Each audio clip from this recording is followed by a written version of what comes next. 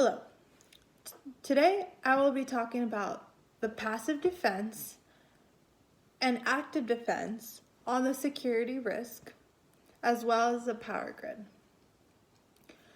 According to my opponent, the passive defense on the security risk, she states how we hear about threats through news source or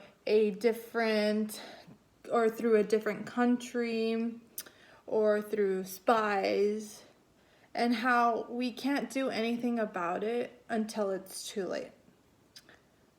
She then goes on and gives an example about Xbox and how the Xbox users get hacked. And by hacked, she means their IP address, as well as credit cards that are linked to the Xbox account. The thing is, I'm talking about nationwide banks, big banks that have billions and billions of dollars that are able to be hacked and taken in a second. So with these bank hackers, since they are able to hack through these tough softwares that we are supposed to have to protect our banks from being hacked, you can't compare an Xbox hacker who could possibly be your neighbor who is 2 houses down the street from you, who knows how to code and just feels like hacking the Xbox people that live around them. You can't compare something small to something as large as a bank, a state bank. I feel like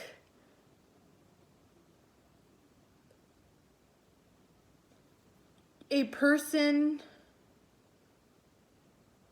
who wants to just screw America by hacking into their banks and taking billions of dollars is not comparable to someone who just wants to steal credit cards from an Xbox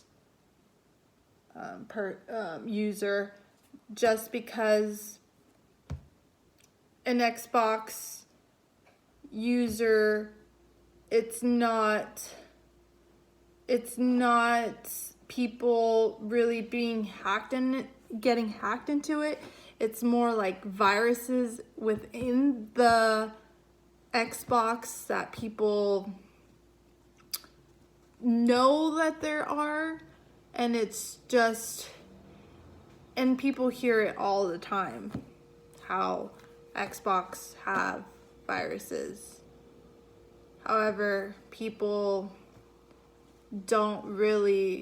Xbox doesn't really put the money into it to get great software to protect them like how banks do. Banks pay billions of dollars for the most recent software just to protect their money from hacker gangs. Then she goes on to explaining the active defense, as in military and so on. She thinks we should be able to stop these hackers before it's too late. Hence, should.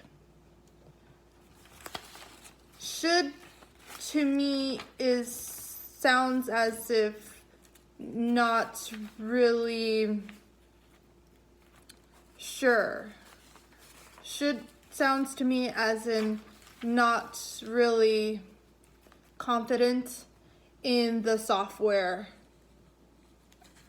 idea of protecting the banks, which, since they do believe Cybercomm is not able to work and our private government data is susceptible to attack because they cannot go after external threats until it's too late. That is not true. New software can prevent cyber hacking before it's too late. According to Pivot, blockchain software is another emerging tool to fight cybercrime. Blockchain software can lead to delays in transaction times and frustration among customers, but it has the potential to eliminate online bank fraud. In 100% of the transactions that occur on the chain, by providing complete transaction history and security to all members of the chain. With that being proven, to answer my opponent's question, yes, there is softwares that can prevent hacking before it's too late. Blockchain technology will allow us to very easily and oftentimes without knowing it, but put an end to cyber attacks. Blockchain software can ensure that hackers are set in loops and are unable to penetrate U.S. bank and important infrastructures.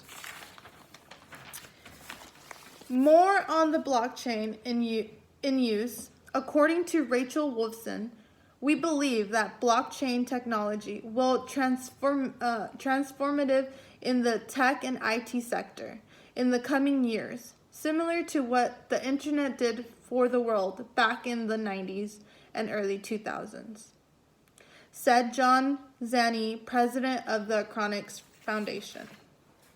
Next, I will be talking about the U.S. Cyber Command power grid and how North Korean attackers and the attack on the Ukraine electricity. My opponent believes the power grid has multiple vulnerabilities. However, these two